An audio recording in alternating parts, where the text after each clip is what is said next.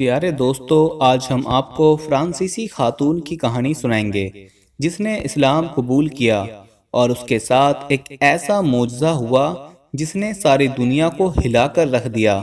उस खातून के साथ ऐसा क्या हुआ, ये सब जानने के लिए आपको हमारे साथ आखिर तक जुड़े रहना होगा। और वीडियो में आगे बढ़ने से पहले हम आपको ये भी बताना चाहते हैं कि हमारे पास बहुत सारे ईमेल्स और मैसेज आ रहे थे कि हमें शुगर की दवाई बताइए। तो अगर आपको शुगर की बीमारी है या धात की बीमारी है या मर्दाना ताकत से रिलेटेड कोई भी बीमारी है तो हमारे पास इन सब बीमारियों की दवाई मौजूद है, जिससे आपकी बीमारी गारंटी से जड़ से खत्म हो जाएगी। आपको सिर्फ ये दवाई एक बार ही मंगानी होगी, एक बार से ही आपकी दवाई से आपकी जो बीमारी है वो जड़ से खत्म हो जाएगी इंशाल्लाह।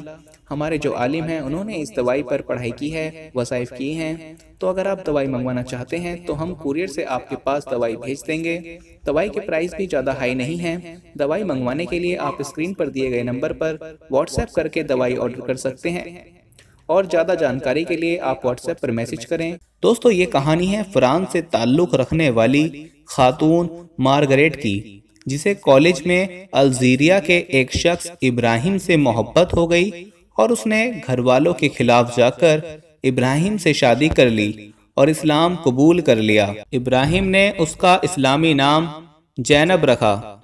जैनब और इब्राहिम अल्जीरिया में हंसी खुशी रहने लगे। दोनों में काफ़ी मोहब्बत थी, जिसकी वजह से जैनब को अपने फैसले पर फख्र था और वो खुश थी कि उसने इस्लाम कबूल करके कुछ गलत नहीं किया। 5 साल गुजर गए, उनके यहाँ कोई औलाद नहीं हुई। फिर हुआ यूं कि जैनब को छाती में दर्द रहने लगा।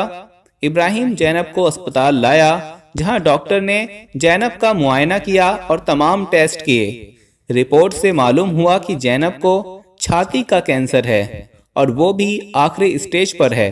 कैंसर पूरे जिस्म पर फैल चुका है, जिसका कोई इलाज मुमकिन नहीं और जैनब बस चंद दिन की मेहमान है।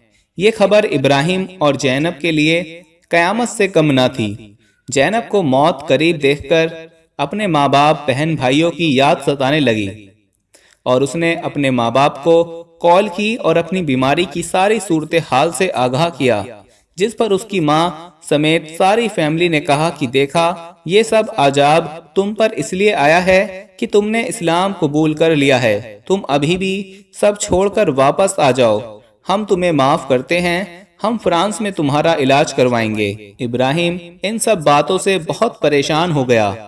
बात अगर सिर्फ जैनब की बीमारी की होती तो वो इजाजत दे देता कि वो अपनी फैमिली से मिलने चली जाए, पर यहाँ तो बात उसके ईमान पर आ गई थी। उसके सच्चे दीन को चैलेंज कर दिया गया था और कहीं कहीं जैनब भी फैमिली की बातों से डोलती महसूस हो रही थी। जैनब भी शको शुबे का शिकार हो रही थी। इब्राहिम ने खुद को इस सूरत हाल में बेहद बेबस पाया और एक रात खुदा के हुजूर सजदा रेज हुआ और रोने लगा और रोते रोते अल्लाह से दुआ करने लगा कि या मेरे परवरदिगार, तू सब जानता है और हर चीज पर कादिर है।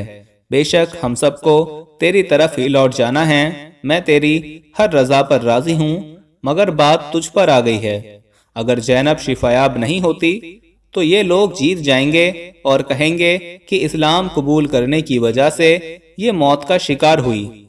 ए कुल जहानों के मालिक, बस तू जैनब को शिफायाब कर दे ताकि जैनब का भी ईमान कायम रहे और उसकी फैमिली को भी जवाब मिल सके कि वो गलत हैं और मेरा रब सच्चा है, मेरा रास्ता सच्चा है, मेरा दीन सच्चा है। वो रोते रोते दुआ करता रहा, यहाँ तक के दिन निकल आया। जैनब जाग चुकी थी और काफी फ्रेश लग रही थी, जबकि जैनब अपनी हर रात आखिरी समझ चुकी थी और बस वक्त लम्हे गिन रही थी। जबकि उस दिन उसकी तबीयत में बदलाव था और जिस्म में कोई दर्द या थकावट नहीं थी। और जब 2 दिन जैनब को कोई तकलीफ महसूस नहीं हुई तो इब्राहिम उसे अस्पताल लेकर गया, जहां उसके सारे टेस्ट दोबारा किए गए। डॉक्टर ने जब रिपोर्ट देखी तो हैरान रह गए और कहने लगे कि ये कैसे मुमकिन है। ये रिपोर्ट इसकी पहली रिपोर्ट से बिल्कुल मुख्तलिफ है।